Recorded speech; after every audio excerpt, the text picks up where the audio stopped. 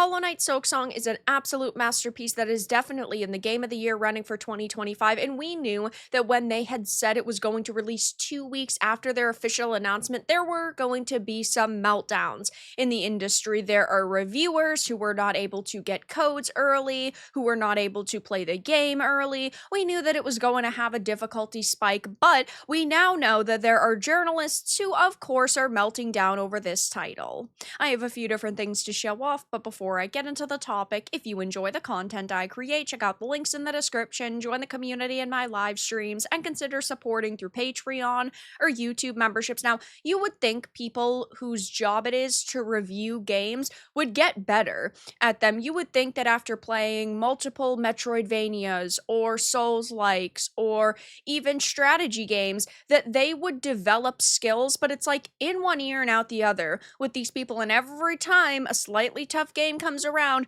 there are going to be those that complain. Now, if you're an average gamer and you think that this game is too hard and you don't want to play it, I don't blame you, but when we are talking about people whose job it is to review games and play them, and they're supposed to have this knowledge base, and then they say either I gave up or oh boo-hoo, it's too tough. Well, I view that very differently because they're getting paid to play these games, you know what I mean?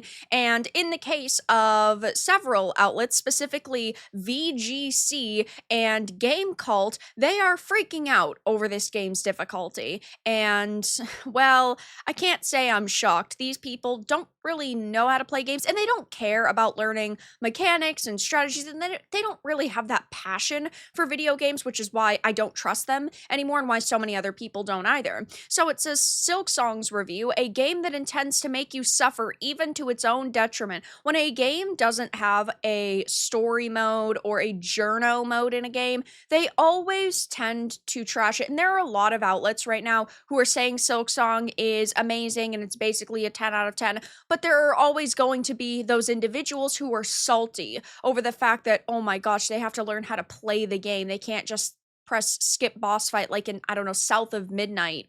It says, though, Hollow Knight Silksong has had a unique journey on its way to release, thanks to the perfect storm of its status as a follow-up to an indie darling, its 7-year development cycle, and a fan base that grew increasingly rabid with every passing year's absence. The 7 years of creation and refinement are immediately clear upon just looking at the game's art design. The world of Farloom is absolutely stunning. Team Cherry has built upon the haunting beauty of Hallow Nest by expanding outwards into a biome-spanning spectrum of color palettes and tones. I think they did such a phenomenal job on basically everything in this game. Now, I haven't finished it yet. I've been live streaming a playthrough on the channel, and I had to stop to play Borderlands 4 because I guess I hate myself, but I think that this game is phenomenal. Is it better than Expedition 33? In my opinion, no, that's still my game of the year, but this game truly has everything that we wanted and more. If you are a Hollow Knight fan, or not even a Hollow Knight fan, you are going to find this game extremely impressive. Scrolling down a bit, it says, what of the much discussed difficulty?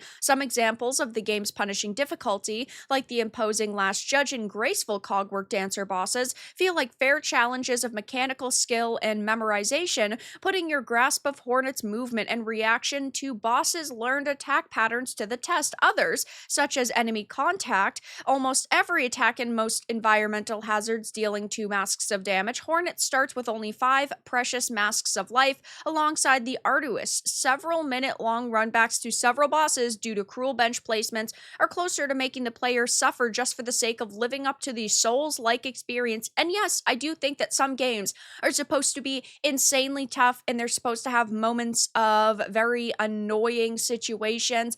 A lot of the runbacks in this game do remind me of Dark Souls 2, and I don't necessarily think that that's a bad thing.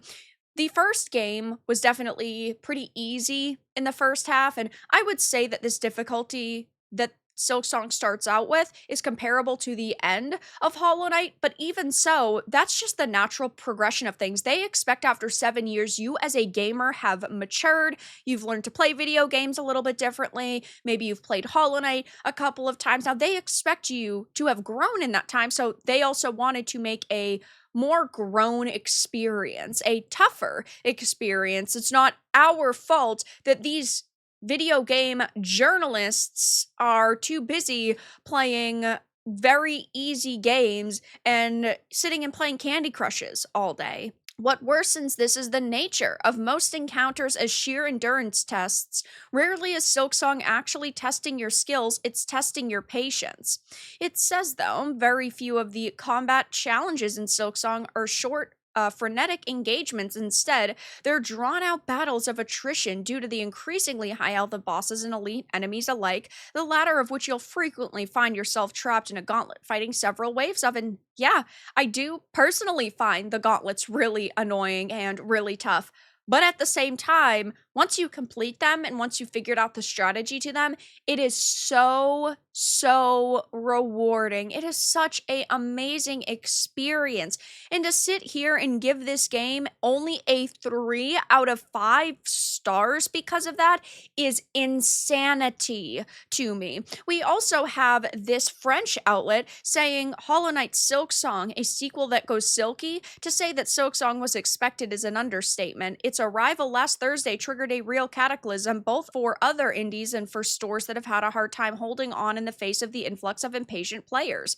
It talks, though, about how there were even journalists in panic, looking to get their tests out as quickly as possible. Yeah, we know that there are a lot of journalists out there who were really upset by the fact that they didn't get these early codes, and I don't want to say that all of them took that into account for their reviews, because again, there are a lot of outlets giving this basically 10 out of 10s, but there are quite a few that are saying, oh, boo-hoo, we didn't get to review it early. We even saw that happen with Borderlands 4. PC Gamer had complained that, oh, they didn't get a review code early, and they are one of the major outlets right now who are going after Borderlands 4 performance problems. It's very funny to see these people either ignore performance issues to give a game a higher score because they were given early access by a company, and also the outlets who were not given codes and all this early access, and then they attack games. So it says Silksong is much less easy than its predecessor, Ooh Boo-hoo, Cry Me a River and Float Upstream. It features more fights and some are really tough, and it's not so much due to intense fights, even if there are some bosses with interesting and stimulating patterns that we enjoy beating despite the frustration. No, what makes the game difficult is the number of enemies whose hits make you 2 hit points.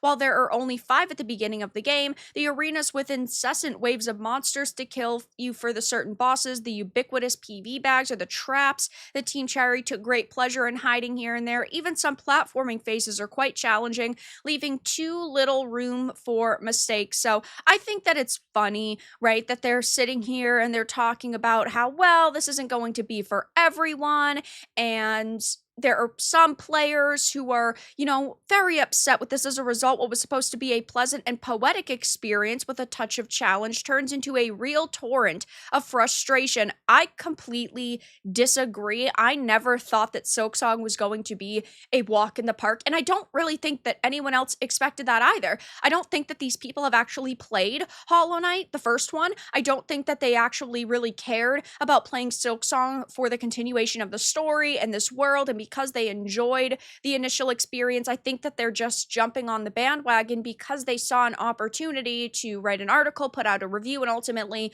make a couple of dollars, which is really sad to me because this game deserves way more praise than it's getting from some of these people. And luckily, there are a lot of gamers who are saying it is basically perfection, right? Based on 20 critic reviews on Metacritic, it's sitting at a 92.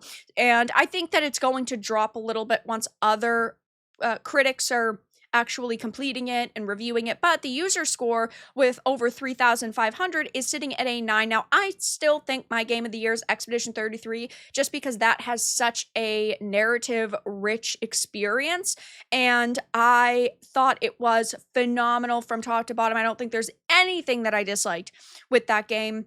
But Silksong is extremely close. Now, I still think that Kojima, Foot Simulator, Death Stranding 2 is going to win all of the major awards this year. I think that we are going to see Walking Simulator really take the cake, but I don't think that it deserves to. And I would be happy with Silksong winning Game of the Year because it's such a great experience, though. E33 is just on a slightly different level, in my opinion, though they're very close, and I'm glad to see so many people are enjoying Silksong, and it has lived up to most players' expectations. So I'll definitely be keeping my eye on the critics and all of these outlets and what they say. A lot of them actually are seemingly refusing to review it because at this point, right, they could have beaten the game and put up a review already. So it seems like they're intentionally not releasing scores because they're mad at Team Cherry, which I just think is so freaking funny. But I'll be keeping my eyes on this, and I think that it is getting so much positive attention, which is phenomenal. But there are a few people out there who are a little bit upset by the fact that it's tough. But that's all that I really had to discuss in this video. Let everyone know your thoughts in the comments below. If you enjoyed this, make sure to give it a like, and if you didn't, give it a dislike. I appreciate your support either way, but I'll talk to you all again in the next video really soon.